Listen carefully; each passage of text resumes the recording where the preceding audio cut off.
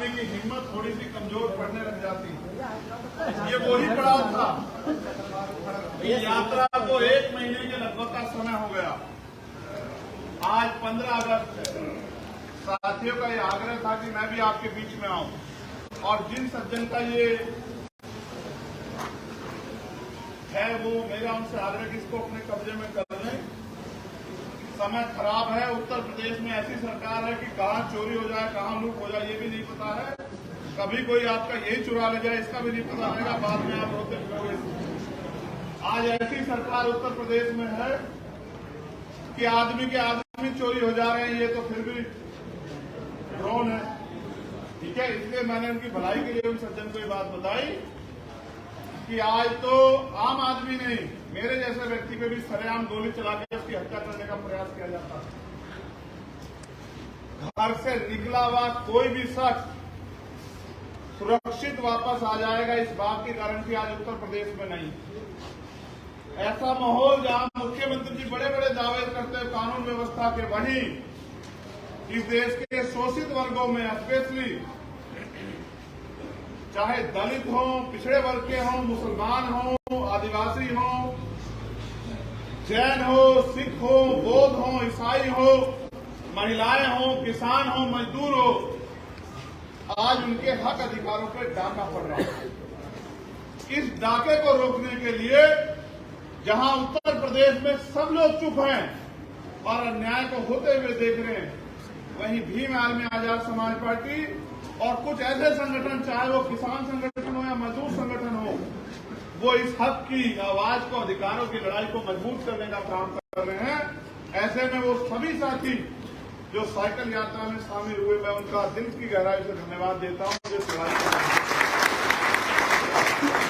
और अगर 24 घंटे की कॉल पे इतने सारे लोग इकट्ठे हो जाते हैं और इतनी बड़ी साइकिल यात्रा निकलती है, तो वो तमाम साथी जो यहाँ मंडल के हैं, जिले के हैं, प्रदेश कमेटी के हैं, सेक्टर कमेटी के हैं, विधानसभा कमेटी के हैं या बूथ कमेटी के हैं, वो सब लोग बधाई के पात्र हैं। उन सब के लिए तालियां जो है बजानी। लेकिन क्या हमारी लड़ाई पूरी हो गई? क्या हम लोग अपनी लड़ाई जीत गए?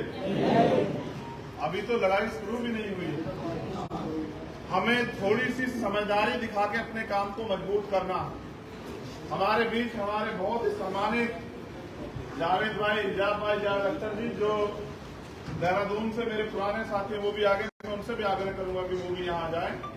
मेरा ऐसा मानना है कि हम परिवार के रूप में इस अन्याय का जवाब भी देंगे और अपनी ताकत बना के यहाँ के लोगों के लिए काम करने में भी सफल होंगे, ऐसा भी मेरा मानना है। मैंने देखा कि पसीना चल रहा था, सूर्य आपकी परीक्षा ले रहा था। रास्तों का क्या कहना, सड़क में गड्ढे हैं या गड्ढों में सड़क है, कुछ कह नहीं सकते। फिर भी मैंने ऐसे बहादुर साथी देखे, ना मोटरसाइकिल पे बैठे, ना गाड़ी में बैठे, ना साइकिल पे बैठे, वो लगातार दौड़ते रहे। मैं ऐसे साथियों के हौसले को और मजबूत करता हूं, उनसे ये आग्रह करता हूं कि जब तक आपके पास राजनीतिक शक्ति नहीं आएगी, आपको ऐसे ही दौड़ना पड़ेगा। और जिस दिन आपके पास राजनीतिक शक्ति आ जाएगी, उस दिन के बाद आपको कहीं दौड़ना नहीं पड़ेगा। जहां जो आपका काम कर सकता है, वो दौड़ के आपके घर आके बताएगा या अपने ऑफिस में आपका बैठ के इंतजार करेगा कि बताइए आपकी समस्या क्या है। मेरे लिए आपका काम, आपका प्यार, ये सबसे बड़ा है।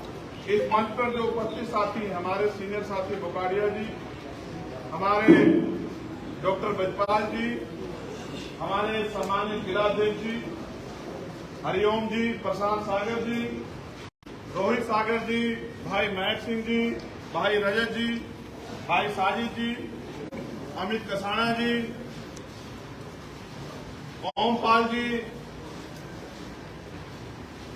हमारे नवनियुक्त चेयरमैन भाई रवि चौधरी जी, और इस मंच से इधर भाई राजन हो, भाई भीमसेन जी हो, भाई विवेक जी हो, भाई धर्मराज हो, और हमारे मंडल के अध्यक्ष उपेंद्र राणा जी और तमाम वो साथी जिनका नाम मैंने नहीं लिया, चाहे वो ललित है कोई, वो अपने आप को ज्यादा प्यारा समझना, इनके तो नाम मैंने इसलिए लिए कि आप लोग इनको जान जाओ, जिनके नाम नहीं लिए उनको तो आप लोग ज्यादा बेहतर जानते हो।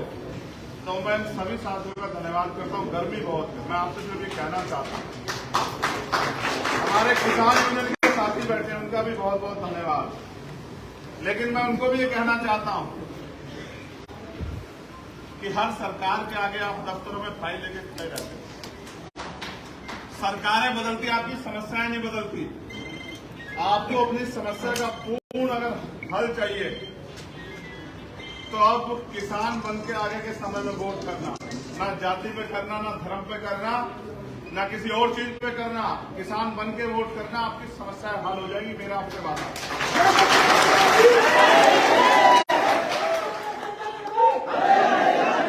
मेरा संदेश के तौर पे आप साथियों से आग्रह है कि जो पंपलेट अभी आपको यहाँ दिया गया है, उस पंपलेट को आप खुद भी पढ़ें और उस पंपलेट को लेके गांव बस्तियों में भी जाएं। जब आप गरीब की औलादे जाके काम करने, मेहनत करने काम करेंगी, अपनी ताकत बनाने काम करेगी, तो इस क्षेत्र में जो पैसे वाले लोग रहते हैं, ताकतवर लोग रहते हैं, वो आपका रास्ता रोकने का काम जरूर करेंगे। और क्योंकि वो साजिश कर सकते हैं, आपके आगे मेहनत नहीं कर सकते, आपकी मेहनत का मुकाबला नहीं कर सकते, उस समय आपकी समझदारी ही आपको आगे बढ़ाएगी। इसलिए अपने लक्ष्य को ध्यान में रखते हुए, जैसे आज हमारा लक्ष्य यहाँ पहुंचना था, उस रास्ते में कितनी परेशानियां आई, उनको हमने नजरअंदाज किया और हम लगातार बढ़ते रहे। ऐसे अपने लक्ष्य को ध्यान में रख के अपने अपने क्षेत्रों में जब आपके यहाँ ये सामाजिक परिवर्तन यात्रा, साइकिल यात्रा आए, तो बढ़ चढ़ के उसमें हिस्सा लें और अपनी पार्टी के एजेंडे को, अपनी पार्टी की पॉलिसी को, अपनी पार्टी के जो लक्ष्य है कि अगर हमें अवसर मिलता है तो हम किसानों के लिए क्या करेंगे। जैसे हमने मांग की थी दिल्ली में कि प्रधानमंत्री जी 6,000 रुपए किसान सम्मान निधि देते हैं, हम मांग करते हैं कि 24,000 रुपए किसान सम्मान निधि किसानों को दी जाए।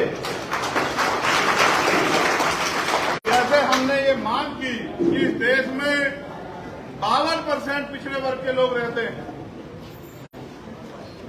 जिनकी आबादी 52% से ज्यादा है, उनकी हिस्सेदारी 27% नहीं हो सकती है। इसलिए हमने मांग की कि जिसकी इतनी संख्या भारी, उसकी उतनी हिस्सेदारी। इस बात को ध्यान में रखते हुए 52% लोगों को, उनको भी उनकी हिस्सेदारी देने का सरकार काम करे। उसके साथ साथ मैं किसान भाइयों से पूछना चाहता हूं, क्या मुफ्त बिजली मिल रही है? क्या किसानों की आय दोगुनी हुई? क्या नौजवानों को रोजगार मिला? क्या महंगाई कम हुई? क्या सरकार के आने पे जुल्म ज्यादती बंद हुई? क्या धर्म के आधार पर जो अन्याय हो रहा है वो बंद हुआ? क्या आपको अच्छी शिक्षा मिल रही है? क्या आपको अच्छा इलाज मिल रहा है? क्या महिला सुरक्षित है? जब कुछ भी नहीं है तो आप इन सरकारों के भरोसे क्यों बैठे हो? आपकी एकता ही इन सरकारों को मुंह तोड़ जवाब दे सकती है।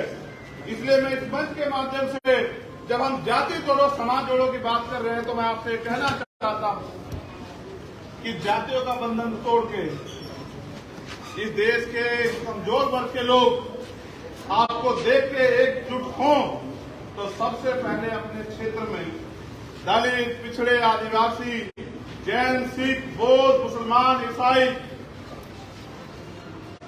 सिख, इन सब लोगों को एकजुट करने का काम करो, भाईचारा पैदा करो। आप ये जानते हैं कि हमारी समस्याएं एक हैं, अगर हमने भाईचारा पैदा कर लिया तो हमारी समस्याओं का इलाज होगा। अगर हमने भाईचारा पैदा नहीं किया तो हमारा इलाज होगा। हमें रास्ता चुनना है।